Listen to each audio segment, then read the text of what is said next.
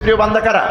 মোমেনরা। ধরুন মোমেন আর কাফেরের মধ্যে আল্লাহর কাছে মূল্য, আপনাদেরকে একটা এক্সাম্পল দিলে আপনারা বুঝবেন। বর্তমান পৃথিবীর সবচেয়ে সুপার পাওয়ার, সবচাইতে সুপার পাওয়ার প্রেসিডেন্ট বলতে পারবেন নাম কি? Donald Trump. ডোনাল্ড ট্রাম্প, আমেরিকার ডোনাল্ড ট্রাম্প। এই ডোনাল্ড ট্রাম্প পৃথিবীর মানুষেরা চেনে না, সজাগ এবং সচেতন নাগরিক প্রতিটি দেশের চেনে না এই ব্যক্তিকে, এমন কেউ নাই। পৃথিবীর সুপার পাওয়ার ডোনাল্ড ট্রাম্প দ্বিতীয়বার আবার আসছে ক্ষমতায়। আমার বন্ধুগণ, এই ডোনাল্ড ট্রাম্পের শক্তি আছে, ক্ষমতা আছে, 2 নম্বরে তার পরিচয় আছে, 3 নম্বরে তার অর্থ আছে। কথা বুঝতেছেন? কি পরিমাণ অর্থ জানেন? ডোনাল্ড ট্রাম্প যেই বাসভবনে ঘুমায়, ওই বাসভবনের জানালাগুলি স্বর্ণের প্রলেপ দিয়ে বানানো, দরজাগুলি স্বর্ণের প্রলেপ দিয়ে বানানো, এগুলি লিখছে। সম্মানিত ভাইরা, তাহলে সম্পদের দিক দিয়ে, অর্থের দিক দিয়ে, ক্ষমতার দিক দিয়ে, পরিচয়ের দিক দিয়ে ডোনাল্ড ট্রাম্প নাম্বার 1 পৃথিবীতে, ঠিক না? অথচ ইসলাম ভেতরে নাই, ইসলামের বাইরে। আর এই বাংলাদেশে আপনার এই নাটোরের একজন রিক্সাওয়ালা, কেউ তারে চিনেও না, ঠিক মতো তারে চিনে না। না আছে তার পরিচিতি, না আছে তার অর্থ, না আছে তার শক্তি। একজন রিক্সাওয়ালার কিছু আছে? কিচ্ছু নাই। কিন্তু তার একটা সম্পদ আছে, ঈমান। তার সম্পদ কি? ঈমান। সে আল্লাহকে বিশ্বাস করে, রসুলকে বিশ্বাস করে, পরকালে উঠতে হবে স্বীকার করে। এই রিক্সাওয়ালা ঈমানদারের তো কিছুই নাই, না আছে শক্তি বা ক্ষমতা, না আছে পরিচিতি, না আছে অর্থ। কোনো দিক থেকে ডোনাল্ড ট্রাম্পের সঙ্গে তার যায় না। কিন্তু আল্লাহর কাছে এই 2 জনকে যদি 2 পাল্লায় রেখে দেন, আপনারা একটু জবান খুলে বলুন তো, কার মর্যাদা আল্লাহর কাছে বেশি? এই রিকশাওয়ালার মর্যাদা আল্লাহর কাছে বেশি। তার মানে হলো, কেন বেশি? বুঝতে দেরি নাই, বুঝতে বাকি নাই। ওই ডোনাল্ড ট্রাম্পের সব আছে, ক্ষমতা আছে, টাকা আছে, পরিচিতি আছে, কিন্তু আসল জিনিস ঈমান নাই। একজন রিকশাওয়ালা, কেউ তারে চিনে না, কেউ তারে সম্মান দেয় না। কোন অনুষ্ঠানে গেলে কেউ চেয়ার খালি করে দাঁড়াইয়া তারে সম্মান দিয়া চেয়ারে বসতেও দেয় না। কিন্তু এই রিকশাওয়ালা, সে নামাজ পড়ে, ফজরের নামাজ পড়ে রিকশাটা নিয়ে বেরিয়ে যায়। রিকশা যখন শুরু করে চালানো, হ্যান্ডেলটা ধরে পেট্রোল দিল, বিসমিল্লাহ বলে যখন তিনি রিকশা চালানো শুরু করে দিল, প্রতিটি মুহূর্তে আল্লাহর জিকির হচ্ছে, আল্লাহর নামের ইবাদত হচ্ছে, আল্লাহর বন্দেগী, আল্লাহর ইবাদত হচ্ছে বলে আল্লাহ পাক তাকে শামিল করে নেন। সুবহানাল্লাহ বিহামদিহি। রিকশাওয়ালার বিসমিল্লাহ বলে রিকশা চালানোটাও আল্লাহর কাছে কি? ইবাদত। এই রিকশাওয়ালার দাম আল্লাহর কাছে এমন বেশি, কিয়ামতের ময়দানে ডোনাল্ড ট্রাম্প থেকে নিয়ে শুরু করি এই পৃথিবীর সুপার পাওয়ার ম্যানগুলির জায়গা হবে জাহান্নাম। আর এই রিকশাওয়ালা, ঠেলাওয়ালা, দিনমজুর, টাকা নাই, অর্থ নাই, পরিচিতি নাই, ঈমান নামক সম্পদ আছে, আল্লাহ জায়গা করে দিবেন জান্নাত। এবার নাটোরের ভাইরা, আপনারা বলুন তো, আল্লাহ পাক যে বললেন এই পৃথিবীতে অবশ্যই সফল কাম তারা, এই পৃথিবীতে আল্লাহর মুমিন বান্দা যারা, ঠিক কিনা? এই জন্য আল্লাহ পাক বলছেন, ক্বাদ আফলাহাল মুমিনুন, অবশ্যই সফল কাম হয়ে গেছে মুমিনরা। কোন সুবহানাল্লাহ। এখন এই মুমিনদের মধ্যে 7টি গুণ যারা অর্জন করবে, তারা পাবে জান্নাতুল ফেরদাউসের ওয়ারিস সার্টিফিকেট। আমরা কি ওয়ারিস সার্টিফিকেট নিতে চাই? কারা কারা চাই? একটু হাত উঠান, আল্লাহ দেখুক। দুনিয়ার ক্যামেরায় উঠুক, আল্লাহর ক্যামেরায় উঠুক, আল্লাহ কবুল করুন, আমরা বলি আমিন। এই 7টি পয়েন্টে আমরা আজকে কথা বলি, মোনাজাতের দিকে যাব, বলি ইনশাআল্লাহ। মোমেন তো জান্নাত পাবে, কিন্তু মোমেনকে জান্নাতুল ফেরদাউস অ্যাচিভ করতে হলে, গেইন করতে হলে, অর্জন করতে হলে এই 7টি গুণ একেবারেই প্রয়োজন। কে বলেছেন? আল্লাহ পাক। 7টি গুণ কারা অর্জন করবে? মোমেন যদি এই 7টি গুণ অর্জন করে, জান্নাতুল ফেরদাউসের মালিক আল্লাহ বানায় দিবেন। আসুন আমরা সেই 7টি গুণ পর্যায়ক্রমে আলোচনা করি। প্রথম নম্বর যে গুণ, মোমেনদের প্রথম নম্বর যে গুণটা হবে, সেটা কি? আল্লাহ পাক বললেন, জান্নাতুল ফেরদাউসের মেহমান হতে হলে এই দুনিয়ার জীবনে জান্নাতুল ফেরদাউসের ওয়ারিশ হতে হলে মোমেনদের যে প্রথম নম্বর গুণ হবে, আল্লাহ পাক বলেছেন আল্লাযীনা হুম ফি সালাতিহিম খাশিউন। নিঃসন্দেহে যেই মোমেন বান্দাগুলি তাদের নামাজের ভেতরে খুশু এবং খুজুর সঙ্গে নামাজ আদায় করবে, নামাজের মধ্যে নম্রতা, ভদ্রতা, আদব রক্ষা করে আল্লাহর সান্নিধ্যে যাবে, আল্লাহর সামনে দাঁড়াবে, সুন্দর কায়েম, সুন্দরভাবে আদবের সঙ্গে নামাজ আদায় করবে। যেই মোমেন্টগুলি কাঙ্ক্ষিত মানের নামাজ আদায় করবে, নামাজ পড়লেই হবে না, নামাজটা হতে হবে কি কাঙ্ক্ষিত মানের, আল্লাহর পছন্দের নামাজ। যেই নামাজের মধ্যে থাকবে খুশু খুজু, যেই নামাজের মধ্যে থাকবে আদব, যেই নামাজের মধ্যে থাকবে ভদ্রতা, ভয়। কারণ আল্লাহ রাব্বুল আলামিন বলেছেন মুমিন বান্দার জন্য সর্বশ্রেষ্ঠ ফরজ হলো নামাজ। আল্লাহর কাছে সবচাইতে দামি ইবাদতের নাম হলো নামাজ। কাফের এবং মুশরিক, মুসলমান কাফেরের মধ্যে পার্থক্য নির্ণয় করে এই নামাজ। কিয়ামতের দিন মুমিন বান্দার থেকে সর্বপ্রথম হিসাব নেওয়া হবে যেইটার, সেটার নাম কি? নামাজ। ইন্না আউওয়ালা ইউহাসাবু বিহিল আবদ ইয়াউমাল কিয়ামাতিস সালাত। নবীজি বলেছেন কিয়ামতের দিন সর্বপ্রথম মুমিন বান্দার থেকে যা হিসাব নেওয়া হবে সেটার নাম হলো নামাজ। কোন দল কর্তা, দলের সভাপতি না সেক্রেটারি না ইউনিয়ন ক্যাশিয়ার, এগুলি দেখা হবে না। নামাজ ঠিক মতো পড়েছো কিনা নামাজটা তদারকি করা হবে।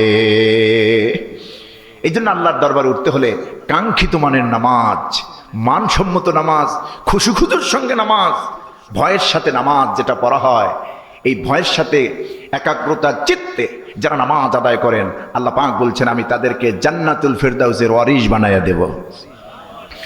আমার দেশে নামাজ আছে, যত নামাজি আমার দেশে, দুঃখের বিষয় হলো কাঙ্ক্ষিত মানের নামাজ আমরা পড়ি না, কাঙ্ক্ষিত মানের নামাজ আমাদের দ্বারা হয় না।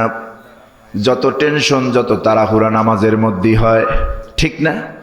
যত হিসাব নিকাশ, লেনদেন সব ঢুকে যায় নামাজের মধ্যে। নামাজের মধ্যে আপনাকে ভাবতে হবে আপনি নামাজে দাঁড়াইছেন, আপনি মহান রাজাদিরাজের রাজা, মহান আল্লাহর সামনে দাঁড়াইছেন। রাসূলুল্লাহ বলেছেন তুমি যখন নামাজে দাঁড়াবে তখন তুমি মনে করবে আল্লাহ রাব্বুল আলামিন তুমি আল্লাহকে দেখতেছো, তুমি আল্লাহরে দেখে রুকু করতেছো, সিজদা করতেছো, তাসবিহ পড়তেছো, আল্লাহরে দেখে দেখে তুমি নামাজ পড়তেছো। বুখারীর বর্ণনায় নবীজি বলেন আনতা আবুদাল্লাহ কাআন্নাকা তারাহু ফাইন লাম তাকুন তারাহু ফাইন্নাহু ইয়ারাক। তুমি যখন আল্লাহর ইবাদত করবে, নামাজ পড়বে, যে কোনো ইবাদত যখনই করবে, তুমি আল্লাহরে দেখতেছো এইটা মনে করে তুমি আল্লাহর সিজদা দাও, রুকু করো। অবশ্যই পৃথিবীতে আল্লাহ পাককে দেখা সম্ভব নয়। ফাইন লাম তাকুন তারাহু, যদি তুমি আল্লাহকে দেখতে না পাও, তার মানে এই পৃথিবীতে আল্লাহ রাব্বুল আলামিনকে মানুষের এই চর্মচক্ষু দিয়ে আল্লাহকে দেখা সম্ভব নয়। রাসূলুল্লাহ বলেছেন ফাইন্নাহু ইয়ারাক, তাহলে তুমি এই ধারণা তোমার হৃদয়ের মধ্যে বদ্ধমূল করে নাও, তুমি যে রুকুটা করতেছো, সিজদা দিতেছো, আল্লাহ তোমারে দেখতেছেন, আল্লাহ তোমাকে দেখতেছেন। তুমি নামাজ পড়তেছো, আল্লাহ তোমাকে দেখতেছেন। ওই নামাজটা খুশু খুজুর সঙ্গে আদায় করো। আল্লাযীনা হুম ফি সালাতিহিম খাশিউন। জান্নাতুল ফেরদাউসের ওয়ারিশ পাবেন, ওয়ারিশ সার্টিফিকেট পাবেন। এরম শ্রেণীর মানুষের মধ্যে প্রথম গুণ হচ্ছে, যারা পাবেন তাদের প্রথম গুণ হলো তাদের নামাজটা হবে কাঙ্ক্ষিত মানের নামাজ। যেই নামাজে থাকবে নম্রতা, ভদ্রতা, খুশু খুজু, কান সুবহানাল্লাহ। হয় না, আমাদের অধিকাংশ মানুষের নামাজ হয় না, কাঙ্ক্ষিত মানের নামাজ হয় না। যত তাড়াহুড়া সব নামাজের মধ্যে, ঠিক না? আসরের নামাজের আজান দিয়েছে 4টায়, জামাত হবে 4:15। কথা বুঝতেছেন? এই 15 মিনিট গ্যাপ, এই 15 মিনিট গ্যাপ কেন দেওয়া হলো? আপনি উজু করবেন, জরুরাত যদি থাকে ইস্তেনজা সারবেন, তারপরে নামাজ পড়বেন।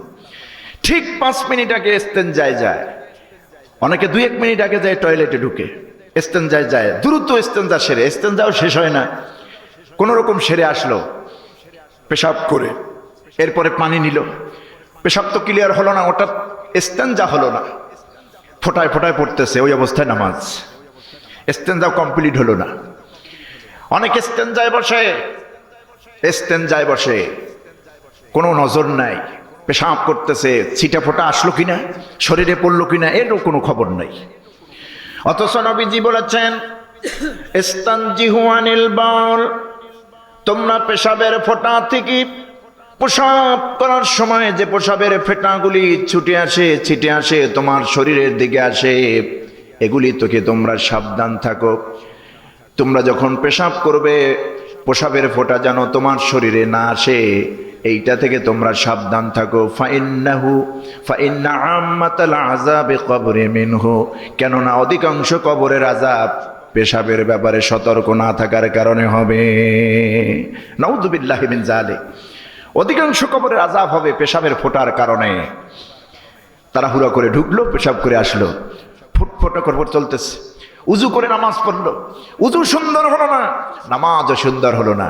আমার মোমেন ভাইরা, যার উজু যত সুন্দর তার নামাজ তত সুন্দর, যার নামাজ যত সুন্দর তার ঈমান তত সুন্দর, যার ঈমান যত সুন্দর তার জন্য বেহেশতে যাওয়া তত সহজ হয়ে যাবে।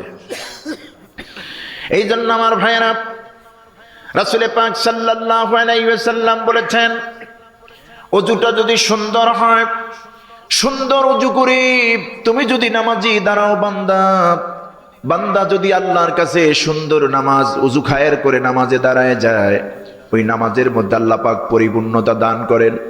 নামাজের আগে উজুটা করতে হবে সুন্দরভাবে।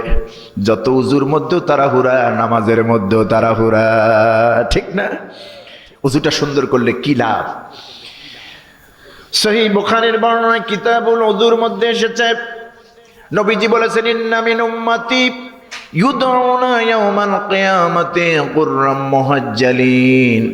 গুররাম মুহাজ্জালিন মিন আথারিল উযু। নবীজি বলেছেন, নিঃসন্দেহে আমার উম্মতদেরকে যখন কিয়ামতের দিন আহ্বান করা হবে, আমার দিকে ডাকা হবে, কিয়ামতের দিন আমার উম্মতকে যখন ডাকা হবে, আমি আমার উম্মতদেরকে দেখি দূরের থেকেই চিনে ফেলবো, আমি আমার উম্মতদেরকে বুঝতে পারবো আমার উম্মত, কারণ তাদের চেহারার মধ্যে গুররাম মুহাজ্জালিন মিন আথারিল উযু, প্রত্যেকটা উম্মতের কপালে উজুর চিহ্ন দেখতে পাবো। যারা নামাজ পড়েছেন, ওযু করেছেন নামাজের জন্য, ওই ওযুর বরকতে প্রত্যেকের চেহারার মধ্যে নূর থাকবে, কিয়ামতের দিন নূর চমকাবে। হযরত আয়েশা সিদ্দিকা রাদিয়াল্লাহু তাআলা আনহা হুজুরকে প্রশ্ন করেছিলেন, ইয়া রাসূলুল্লাহ সাল্লাল্লাহু আলাইহি ওয়াসাল্লাম, কিয়ামতের দিন অসংখ্য গণিত মানুষের ভেতরে আপনি আপনার উম্মতকে কিভাবে চিনে নেবেন, কিভাবে আপনি বুঝবেন যেটা আপনার উম্মত? নবীজি বলেছেন, আয়েশা, অসংখ্য গণিত ঘোড়ার মধ্যে কোনো একটি ঘোড়া যদি হারিয়ে যায়, ওই ঘোড়াটির কপালে যদি শুভ্র দাগ থাকে, সাদা দাগ থাকে, হারিয়ে যাওয়া ঘোড়াটিকে তার ঘোড়াওয়ালা তালাশ করতেছে, অসংখ্য গণিত ঘোড়ার মধ্যে ওই ঘোড়াটা, সাদা কপালওয়ালা ঘোড়াটা পাওয়া যাবে কিনা অনায়াসে? হযরতে আয়েশা বলছেন, হুজুর অনায়াসে পেয়ে যাবে, কোনো বেগ পেতে হবে না। নবীজি বলছেন, আয়েশা রে শোনো, কিয়ামতের ময়দানে যেই উম্মতগুলি উযু করেছে, উযুর কারণে আল্লাহ রাব্বুল আলামিন তাদের চেহারায় এমন নূর দিয়া দিবেন, ওই নূরওয়ালা উম্মতগুলি আমার সামনে যখনই আসবে, তাদের চেহারা থেকে নূরের চমক দেখে দেখে আমি রাসূল তাদেরকে সুপারিশ করে জান্নাত দিয়ে দেব। হযরত ওমর রাদিয়াল্লাহু তাআলা আনহু এই জন্য উযু করার পর আমিরুল মুমিনিন,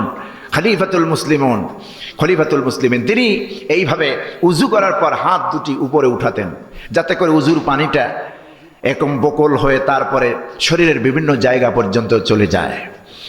কেউ প্রশ্ন করলেন, আমিরুল মুমিনিন, আমি প্রায় সময় আপনাকে দেখি এইরকম উযু করে দুহাত উঁচু করে আপনি রাখেন, তার মানেটা কি? হযরত আমিরুল মুমিনিন বললেন, আল্লাহর রাসূলের সাহাবী, শোনো, তুমি কি নবীজির ওই হাদিস শোনো নাই, কিয়ামতের দিন উযুর পানিটা অনেক জায়গায় নূর চমকাবে? আমার রাসূলের হাদিস কি তুমি শোনো নাই? ইন্না উম্মতি ইউদউনা ইয়াওমাল কিয়ামাতি গুররাম মুহাজ্জালিনা মিন আসারিল ওযু। কিয়ামতের দিন নবীর উম্মতদেরকে যখন ডাকা হবে, ওযুওয়ালা উম্মত যখন নবীর সামনে যাবে, প্রত্যেকটা ওযুওয়ালার উম্মতের কপালে শুভ্র দাগ নূর চমকাবে। আমি চাই কিয়ামতের দিন আল্লাহর সামনে, নবীর সামনে যখন উঠব, আমার শরীরের সব জায়গা থেকে এই উজুর পানির বরকতে যেন আল্লাহর সামনে নূর চমকায়। সুবহানাল্লাহি বিহামদিহি। এই জন্য উজু সুন্দর করে করতে হবে। সুন্দর উজু তো সুন্দর নামাজ, সুন্দর নামাজ সুন্দর ইমানের পরিচয় বহন করে, ঠিক কিনা? আর যত তাড়াহুড়া আমরা করি সব নামাজের মধ্যে, দোকানের হিসাব, ছেলে মেয়ের হিসাব, তারপরে আয় ব্যয়ের হিসাব, যত হিসাব আছে সব হিসাব নামাজের মধ্যে। আবার অনেক পলিটিক্যাল ম্যান তো আছে এমন, সমাজের নামাজ পড়ে। এই যে নির্বাচন আসতেছে না, দেখবেন জুমার নামাজটাও পড়ে না, কিন্তু উজু আছে না আছে, টুপি একটা মাথায় দিয়ে আল্লাহু আকবার, ঠিক না? নামাজ, এই নামাজ মানে প্রতারণা হচ্ছে। বেনামাজি পরিচয় আপনি দিচ্ছেন, নামাজের নামে প্রতারণা করছেন।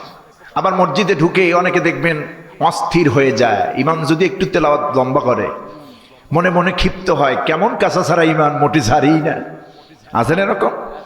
চায়ের দোকানে ঘন্টার পরে ঘন্টা আড্ডা দেয়, ঘন্টার পরে। চায়ের দোকান তো এক একটা মিনি পার্লামেন্ট, যত আজগুবি কথা আছে সব সরকার উঠাইয়া দেয়, সরকার নামাইয়া দেয়, ঠিক না?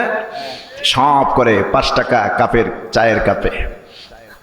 আমার বন্ধুগণ সেখানে সময় দেয়, সিরিয়াল দেখে। ওই যে আমি দেখি তো মাঝে মধ্যে রাত্রে, আমরা তো মাহফিল থেকে বের হওয়ার পর একটু ক্ষুধা লাগলে একটু পথে গাড়ি থামায় কিছু খাই, দেখি চায়ের দোকানগুলি খোলা থাকে। বাবার বয়সী মুরব্বীরা মাপলা পেঁচিয়ে শীতের সময় এরকম তাকায়া থাকে, হায় হায়, ঘন্টার পরে ঘন্টা কি দেখতেছে, কোনো অস্থিরতা নাই। নামাজে গেলে, মসজিদে গেলে অস্থিরতা আছে না নাই? আচ্ছা, অধিকাংশ নামাজের নামাজ হয় না। যেই মানুষের নামাজের ভিতরে, যেই মুসল্লিদের নামাজের ভিতরে আল্লাহর ভয় নাই, তাকওয়া নাই, খুশু নাই, এই নামাজের তো নামাজ হবেই না, বরং এই নামাজের জন্য আল্লাহর অভিশাপ। কার অভিশাপ? ফাওয়াইলুল লিল মুসাল্লিন আল্লাযীনা হুম আন সালাতিহিম সাহুন। ওই সব মুসল্লিদের জন্য ওয়াইল, ওই সব মুসল্লিদের জন্য অভিশাপ, লানত আল্লাহর পক্ষ থেকে, যেই মুসল্লিরা তাদের নামাজে রীতিমতো উদাসীন হয়ে যায়। নাউযুবিল্লাহ।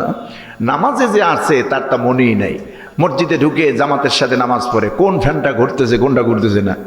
ইমাম সাহেবের টুপি বেকানা সোজা, কথা বুঝতেছে, পায়জামার ফিতে ধরে টান দেয়, পিছনে চুলকায়, চুলকাইতেই থাকে শুধু। সব শুরু হয়ে যায় নামাজের মধ্যে। আমার বন্ধুগণ, নামাজ যদি কাঙ্ক্ষিত মানের হয়, আল্লাহ ওয়াদা দিচ্ছেন তোমাদেরকে আমি জান্নাতুল ফেরদাউসের ওয়ারিস সার্টিফিকেট দিয়ে দেব। এজন্য কাঙ্ক্ষিত মানের নামাজ পড়া দরকার, কাঙ্ক্ষিত মানের নামাজ। কারণ যেই নামাজ আল্লাহ পাক বলেছেন তোমাকে গুনাহের কাজ থেকে বিরত রাখবে। আল্লাহ পাক বলেন, ইন্নাস সালাতা তানহা আনিল ফাহশাই ওয়াল মুনকার। নিঃসন্দেহে নামাজ, আল্লাহ পাক বলছেন নিঃসন্দেহে নামাজ বান্দাকে গহিরত অন্যায় ফাহিশার কাজ থেকে ফিরায় রাখে। কোন সুবহানাল্লাহ। কিন্তু আমরা তো দেখি এর উল্টাটা, নামাজ তো আমাদেরকে পরিবর্তন করতে পারে না। সুদখোর তো ঠিকই সুদ খায়, ঘুষখোর তো ঘুষের চালান বন্ধ করে না। অফিস আদালতে ঘুষের লেনদেন বন্ধ হয় না, হয় কি?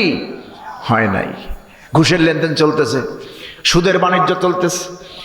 অনেকের এলাকায় তো মা বোনরাও সুদের লেনদেন করে, কথা বুঝতেছেন? ওই কোন জায়গায় যেন গিয়েছিলাম, হ্যাঁ ঢাকা মুন্সিগঞ্জের গজারিয়ায়, কথা বুঝতেছেন? ওখানে পৌঁছানোর পর কমিটি আমাকে খুব আক্ষেপ করে বললেন, হুজুর সুদের উপর ওয়াজ করবেন একটু বেশি করে। আমি বললাম, সুদের উপর আপনারা খাবে কেন? কয় সর্বনাশ হয়ে গেছে আমাদের এই এলাকায়, মহিলারা মা বোনরা সুদের কারবার করে দিয়েছে। 200 টাকায় সপ্তাহে 220 টাকা, 10 টাকা, ডিমের বদলে ডিম, কথা বুঝতেছেন? এই সব শুরু করে দিয়েছে। অথচ সুদের সর্বনিম্ন গুনাহ হচ্ছে নিজের মাকে, আপন মাকে নিকাহ করা, বিবাহ করা। নাউজুবিল্লাহি মিন যালিক। জিনার সাথে লিপ্ত। এটা আমরা জানি। এই ভয়ানক গুনাহ হওয়ার জানা সত্ত্বেও আমরা কি সুদের লেনদেন, সুদের কারবার, ঘুষের কারবার বন্ধ হয়ে গেছে বাংলাদেশ থেকে? প্রত্যেকটা জুমায় সুদের ব্যাপারে, ঘুষের ব্যাপারে, হারাম খোরদের ভয়ানক অবস্থার ব্যাপারে কথা বলা হয়, কিন্তু বন্ধ হয় নাই। হয়েছে? দেখবেন ওনারা নামাজও পড়ে। তো আপনি সুদও খেলেন, নামাজও পড়লেন, কি হলো? আল্লাহর কথা তো নামাজ, নিঃসন্দেহে নামাজ বান্দাকে খারাপ কাজ থেকে, অশ্লীল কাজ থেকে বিরত রাখে। কই বিরত তো করলো না। তো আল্লাহর কথা কি ভুল নাকি? নাউজুবিল্লাহ। আল্লাহর কথা সঠিক, আমরা আছি ভুলের মধ্যে, ঠিক কিনা?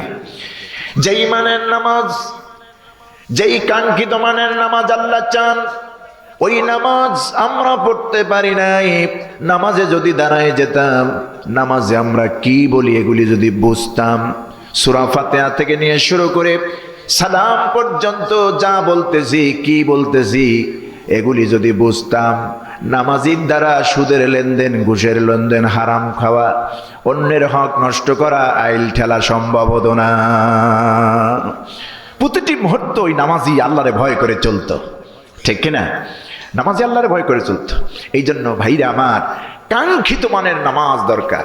এই পৃথিবীতে যারা আল্লাহর ওলি হয়েছেন, দেখুন তো সব বুজুর্গদের ইতিহাস খুঁজুন, তারা নামাজের মাধ্যমে আল্লাহর ওলি হয়েছেন। তাহাজ্জুদের নামাজ তারা পড়েছেন, 5 ওয়াক্ত ফরজ নামাজ, সুন্নত নামাজ, এগুলি পড়ার পাশাপাশি ওনারা তাহাজ্জুদ পড়েছেন। কারণ তাহাজ্জুদ আল্লাহ পাকের পক্ষ থেকে উম্মতে মুহাম্মাদের জন্য শ্রেষ্ঠ নিয়ামত।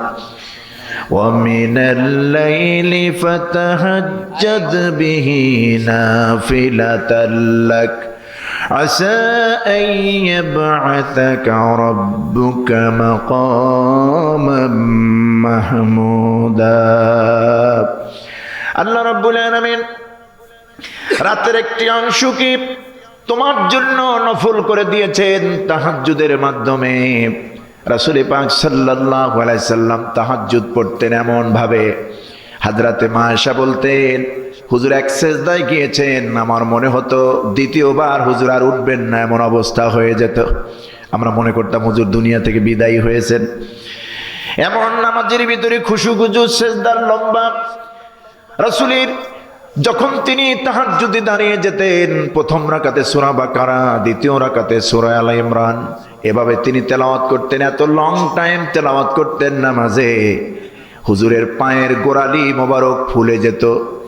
কি সুন্দর নামাজ পড়তেন রাসূল পাক সাল্লাল্লাহু আলাইহি সাল্লাম। এই জন্য হুজুর বলেছেন সুন্দর করে নামাজ পড়ো, নামাজের জন্য ওযু করো।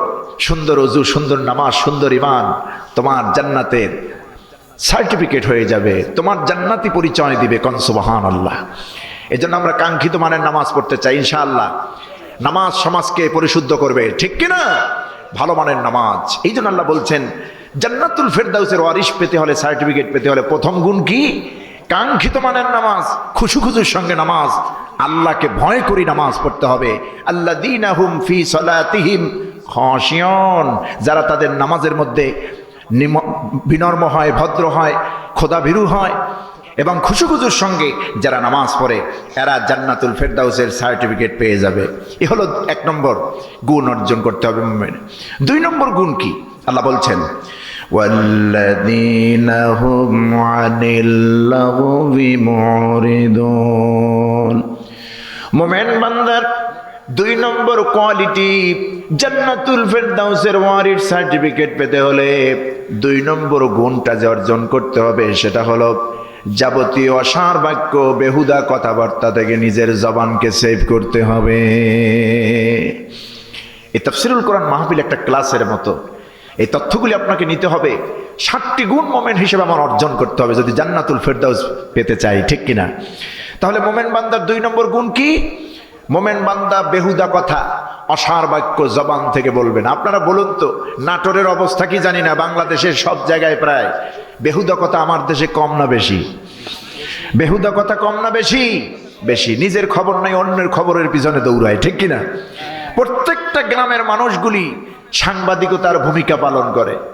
নিজের মেয়ে কয়দিন ঘরে নাই, খবর নাই, অন্যর মেয়ের ভাঙানি দেয়, বিয়ের ভাঙানি দিয়ে দেয়, অন্যের পিছনে লেগে থাকে। এত বেশি সমালোচনা করে, সমালোচনা করতে করতে জিহ্বাটা হয়ে যায় মিথ্যার জিহ্বা। ওই জিহ্বা দিয়ে যখন ইবাদত করা হয়, জিকির করা হয়, তেলাওয়াত করা হয়, নামাজ পড়া হয়, আল্লাহর দরবারে তা মঞ্জুর হয় না। এজন্য আমার বন্ধুগণ, আল্লাহ পাক বলছেন মোমেন বান্দার 2 নম্বর গুণ হচ্ছে মোমেন বান্দা তার জিহ্বাকে, তার লেসানকে, তার মুখকে যাবতীয় অসার বাক্য, বেহুদা কথাবার্তা থেকে ফিরাইয়া রাখবে। আমরা কি পারবো ইনশাআল্লাহ? 2 নম্বর গুণ কি? মোমেন বান্দা বেহুদা কথা বলবে না, অসার বাক্য সে ছাড়বে না, মুখ থেকে বেহুদা কথা সে বলবে না। 3 নম্বর গুণ, আল্লাহ রাব্বুল আলামিন কোরআনে কারীমের মধ্যে বলেন, ওয়াল্লাযীনা হুম লিয-যাকাতি ফাঈলুন। যে মোমেন বান্দারা নিজেরা যাকাত দেয় এবং যাকাত উত্তোলনে ভূমিকা পালন করে, যাকাত আদায় করে, যাকাত নিজেরা দেয় এবং যাকাত আদায়ে ভূমিকা পালন করে। আমার দেশে মুসলমানরা যাকাত দেয় ঠিকই, কিন্তু এই যাকাতের হক পূর্ণভাবে আদায় হয় না, ঠিক কিনা? কোটিপতি শিল্পপতি যাকাত দেয়, দেখবেন 300 টাকার শাড়ি, 200 টাকার লুঙ্গি, বিরাট শাড়ির স্তূপ তৈরি করে। এরপরে মানুষকে জানান দেয়, মানুষকে লাইনবদ্ধভাবে গরিব মিসকিনদেরকে কাতারবদ্ধ করে দেয় এবং জানান দেয় অমুক মিয়া যাকাত দিচ্ছে, ঠিক না? অমুক মিয়া যাকাত দিচ্ছে। এই যে জানান দিল, এই যে লাইন দিল, এটা মানুষের জন্য করা হয়, এটা আল্লাহর সন্তুষ্টির জন্য করা হয় না।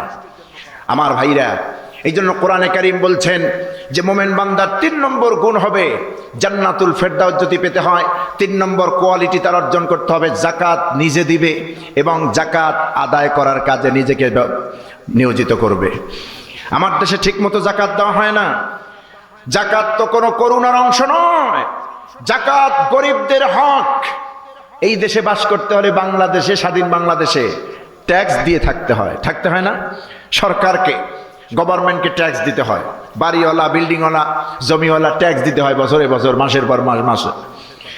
কিন্তু আল্লাহর জমিনে থাকবেন, আল্লাহর কি ট্যাক্স নিতে হয় না? আল্লাহ মোমেন বান্দাদের সম্পদের উপর একটা ট্যাক্স বসিয়ে দিয়েছেন, 100 টাকায় 2.5 টাকা, 1 লক্ষ টাকায় 2.5 টাকা ট্যাক্স বসিয়ে দিয়েছেন। এই ট্যাক্সের টাকা ফেরেশতারা খান না, এই ট্যাক্সের টাকা দিবেন কাদেরকে? গরিবদেরকে। আমার বন্ধুগণ, বাংলাদেশি যাকাত ব্যবস্থা যদি চালু থাকতো, যাকাতের বিধান যদি সঠিকভাবে নিয়ম মতো যদি দেওয়া হতো, এই বাংলাদেশে ভিক্ষুক খুঁজে পাওয়া যেত না। রাস্তাঘাটে, দোকানপাটে, এরপরে স্টেশনগুলিতে ভিক্ষুক আর ভিক্ষুক, এই ভিক্ষুকগুলি পাওয়া যেত না। কারণ যাকাতের অর্থ পেয়ে তারা প্রত্যেকেই স্বাবলম্বী হয়ে যেত, ঠিক কিনা? আজকে এই স্বাবলম্বী করা হয় না, 2 টাকা 3 টাকা দিয়ে দেয়। যাকাতের টাকা দেওয়া হয় শাড়ি লুঙ্গির মধ্যে, 1 ধোয়ায় শেষ হয়ে যায়। এই জাতীয় বাটপারি, ভণ্ডামি, এগুলি ইসলাম সাপোর্ট করে না। এই জন্য যাকাত অর্থভিত্তিক সমাজ ব্যবস্থা ইসলাম কায়েম করে দিয়েছেন। যাকাত দিবেন এবং যাকাত সমাজ থেকে আদায় করবেন। আল্লাহ পাক বলছেন, যারা যাকাত দেয় এবং যারা যাকাত আদায় করে, সেই বান্দাগুলিকে আমি জান্নাতুল ফেরদাউসের ওয়ারির সার্টিফিকেট দিয়ে দেই। সুবহানাল্লাহ। এই গেল 3 নম্বর গুণ। 4 নম্বর গুণ কি আল্লাহ পাক বলেন, ওয়াল্লাযীনা হুম লিফুরুজিহিম হাফিযুন। এই পৃথিবীতে যেই মোমেন বান্দা বান্দিরা তাদের লজ্জাস্থান হেফাজত করবে, কোন সুবহানাল্লাহ। লজ্জাস্থান হেফাজত করলেই আল্লাহ পাক জান্নাতুল ফেরদাউসের ওয়ারির সার্টিফিকেট বানায় দিবেন। ওয়াদাকার, সবাইকে বলতে হবে ওয়াদাকার। আল্লাহ কি তার ওয়াদা খেলাপ করবেন? মোটেই না। লজ্জাস্থান গুরুত্বপূর্ণ একটি বিষয়। বান্দা সবচাইতে বেশি করে 2টা জায়গা থেকে, একটা হলো জবান, একটা হলো জবান 2 জোয়ালের মাঝখান জিহ্বা, আর একটা হলো 2 উরুর 2 রানের মাঝখান লজ্জাস্থান। এই পৃথিবীতে, এই বাংলাদেশে যত অপরাধ সংগঠিত হচ্ছে আপনারাই বলুন, এই 2টা জায়গা থেকে না? এই মুখ দিয়েই তো মানুষ মিথ্যা কথা বলে, এই মুখ দিয়েই তো মানুষকে গালিগালাজ দেয়, এই মুখ দিয়েই তো মানুষের বিরুদ্ধে মানুষ মিথ্যা সাক্ষী দেয়, এবং এই লজ্জাস্থান দিয়ে অপকর্ম করে, জেনা করে, ব্যভিচার করে। আল্লাহ পাক বলছেন, যারা পুরুষ এবং নারী, মহিলারা এবং পুরুষেরা, মোমেনরা, যাদের লজ্জাস্থান যদি তারা সেভ করে, হেফাজত করে, আল্লাহ পাক বলছেন তাদেরকে জান্নাতুল ফেরদাউসের ওয়ারিশ আমি বানায় দেব। লজ্জাস্থান এমন একটি দামি, এই লজ্জাস্থান দ্বারা কোন ধরনের অপকর্ম, কোন ধরনের ফাহিশার কাজ মোমেন বান্দা বান্দিরা করতে পারে না। আজকে বাংলাদেশের দিকে তাকায় দেখুন, যত অপকর্ম হচ্ছে এই লজ্জাস্থানের অপব্যবহার হচ্ছে। আল্লাহ পাক বললেন লিফুরুজিহিম হাফিজুন, লজ্জাস্থানকে মোমেন পুরুষ নারীরা হেফাজত করবে, লজ্জাস্থানের সতীত্বের হেফাজত করবে। কিন্তু আমরা দেখি গ্রামে গঞ্জে শহরে বন্দরে নিজের ঘরে সুন্দরী স্ত্রী থাকার পরে অন্য স্ত্রীর দিকে নজর যায়, হাত বাড়ায়। আছেন এরকম? অন্য স্ত্রীর দিকে হাত বাড়ায় না, শুধু অন্য স্ত্রীকে নিয়ে ভেগে যায়। ঘরের চাকরানি, ঘরের কাজের মেয়ের সঙ্গে অপকর্ম করে, চাকরানিকে নিয়ে ভেগে যায়। এটা তো শুধু জেনা হলো না, বরং এটা হলো পরক্রিয়া। এটাকে কি বলে? পরক্রিয়া। এই পরক্রিয়া বাংলাদেশে এখন ভাইরাসের মতো ছড়ায় গেছে সর্বত্র। পরক্রিয়াটা এত বড় মারাত্মক, গ্রামে গঞ্জে এগুলি হয়। আর যেই গ্রামে খুব প্রভাবশালী ব্যক্তি থাকে, টাকাওয়ালা পয়সাওয়ালা হারামখোর, কথা বুঝতেছেন, এদের দ্বারা এগুলি বেশি হয়। অন্যের বউ সুন্দর হলে ওই বউর প্রতি নজর পড়ে যায়। এই পরক্রিয়া, নিজের স্ত্রী রেখে অন্য স্ত্রী গ্রহণ করা, অন্য স্ত্রীর দিকে হাত বাড়ানো, এটা শুধু যেমন তেমন গুনাহ নয়, শুধু কবিরা গুনাহ নয়, আকবারুল কাবায়ের। কবিরা গুনার মধ্যে বড় কয়েকটা গুনাহ আছে, এর মধ্যে এই পরক্রিয়া। নিজের হালাল স্ত্রী থাকতে যে ব্যক্তি অন্যর স্ত্রীর উপর হাত বাড়ায়, অন্য স্ত্রীর থেকে যৌন চাহিদা পূরণ করতে চায়, আমরা কি এটা আশ্রয় দেব? ইনশাল্লাহ। আমরা এখানে যারা আছি, আমরা কেউ পরক্রিয়া করি না, আলহামদুলিল্লাহ, বিশ্বাস করি। কিন্তু আমাদের সমাজে এই পরক্রিয়া আমরা হতেও দেব না। যেই সমাজে জেনা ব্যভিচার ছড়িয়ে পড়ে সর্বত্র, ওই সমাজ আল্লাহর গজব নাজিল হয়। ওই সমাজে যত ভালো লোকই থাকুক না কেন, ওই ভালো লোকের উপরও আযাব এবং গজব নাজিল হয়। এই জন্য আমাদেরকে সতর্ক থাকতে হবে, আমাদের মা বোনকে সতর্কতার সাথে রাখতে হবে, যাতে করে এই দুষ্কৃতিকারী, এই সমাজের একেবারে বাজে লোকগুলি তাদের চরিত্র নিয়ে আমাদের মা বোনদের চরিত্র নষ্ট করতে না পারে। ঠিক কিনা? এটা আমাদের খেয়াল রাখতে হবে। যে সমস্ত নারীর স্বামীরা বিদেশ থাকেন, সেই স্বামীদের স্ত্রীরা আমাদের কাছে আমানত, ভাইয়ের কাছে তার বোন আমানত, বাবার কাছে তার মেয়ে আমানত, শ্বশুরের কাছে তার পুত্রবধূ আমানত। এগুলি পুঙ্খানুপুঙ্খরূপে আপনারা আমানত রক্ষা করবেন, তা না হলে কিয়ামতের দিন সকলকে আসামির কাতারে দাঁড় করাতে হবে। এজন্য আমাদের প্রথম আরেকটা দায়িত্ব হচ্ছে লজ্জাস্থানের হেফাজত করা, লজ্জাস্থানের হেফাজত করা। এটা গেল 4 নম্বর গুণ। রাসূল পাক সাল্লাল্লাহু আলাইহি ওয়াসাল্লাম বলেছেন, এই পৃথিবীতে স্বামী স্ত্রীর সম্পর্ক হচ্ছে মধুর সম্পর্ক। যেই ঘরের মধ্যে স্বামী স্ত্রীর সম্পর্ক নাই, ওই ঘরটা তো জাহান্নামের টুকরা। যেই ঘরের মধ্যে স্বামী স্ত্রীর মধ্যে মহব্বত আছে, ওই ঘরটা জান্নাতের টুকরা। আবার অনেক মা বোন আছেন স্বামীর সাথে,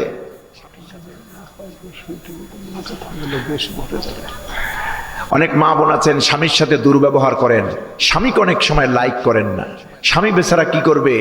নিজের স্ত্রীর প্রতি অসন্তুষ্ট হয়ে অন্যত্র যায়, অন্য স্ত্রীর দিকে নজর দেয়। ঠিক না? সম্মানিত ভাইরা, আমরা রাত্র তো 12টার কাছাকাছি, 12টা প্রায় বেজে গেছে। আমরা খুব বেশি করব না। আপনারা যারা আশপাশে আছেন প্যান্ডেলের মধ্যে চলে আসুন। আমি আর 2-3টি পয়েন্টের উপর কথা বলি, আপনাদেরকে নিয়ে মোনাজাত করবেন ইনশাআল্লাহ। সম্মানিত ভাইরা, তাহলে 4 নম্বর পয়েন্ট হলো, মোমেন যে 4 নম্বর পয়েন্টে গুণ অর্জন করবে, সেটা হলো তার লজ্জাস্থান নারী এবং পুরুষ হেফাজত করবে। যদি লজ্জাস্থান হেফাজত হয়, আল্লাহ পাক গ্যারান্টি দিচ্ছেন ওই ব্যক্তিকে জান্নাতুল ফেরদাউসের মেহমান বানায় দিবেন। 5 নম্বর গুণ কি? কোরআনে কারীম আল্লাহ রাব্বুল আলামিন বলেন, ওয়াল্লাযীনা হুম লিআমানাতিহিম ওয়া আহদিহিম রাউন। এই আয়াতের মধ্যে আল্লাহ রাব্বুল আলামিন 2টি গুণ মোমেনদের বর্ণনা করেছেন, 5 এবং 6। প্রথম হচ্ছে আমানত, দ্বিতীয় হচ্ছে ওয়াদা। মোমেন বান্দা জীবনের সকল ক্ষেত্রে আমানত রক্ষা করবে, ওয়াদার খেলাপ করবে না। আমাদের সমাজে দেখা যায় দারুণভাবে আমানতের খেয়ানত হয় না? এক বন্ধু বলছে, ভাই তোরে এই কথাটা বললাম, কথারও কিন্তু আমানত হয়, শুধু জিনিসপাতির আমানত না। বন্ধু তোর এই কথাটা বললাম, খবরদার কাউরে বলবি না। ওই বন্ধু সকালবেলা 3 জনের সাথে শেয়ার করে বলে, এই কথাটা তোদেরকে বললাম, নিষেধ আছে, খবরদার কারো কাছে বলবি না। হয়ে গেল না? এই যে আমানতের খেয়ানত, যারা আমানতের খেয়ানত করবে আল্লাহ তাদেরকে বেহেশত দিবেন না।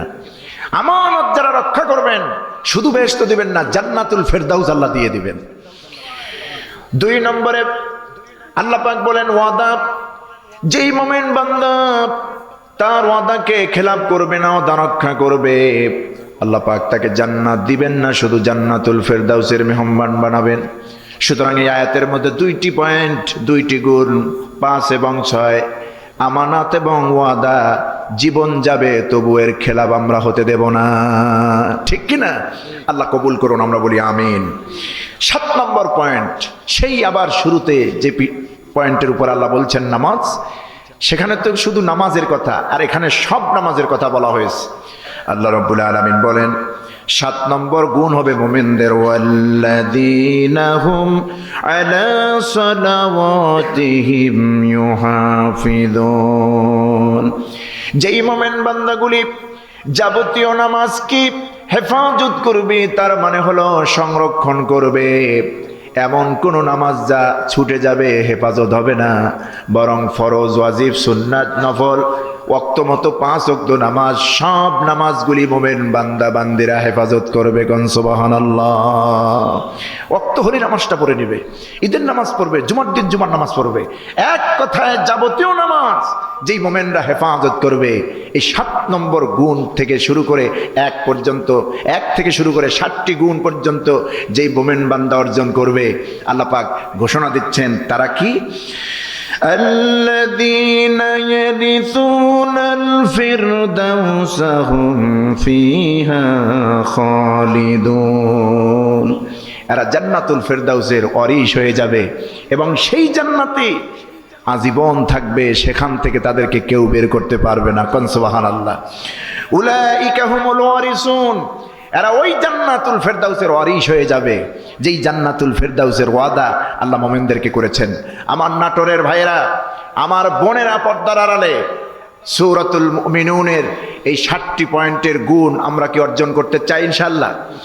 এই 7টি পয়েন্ট, 7টি গুণ যদি আমরা অর্জন করি, জান্নাতুল ফেরদাউসের মালিকানা আমাদেরকে কে বানায় দিবেন?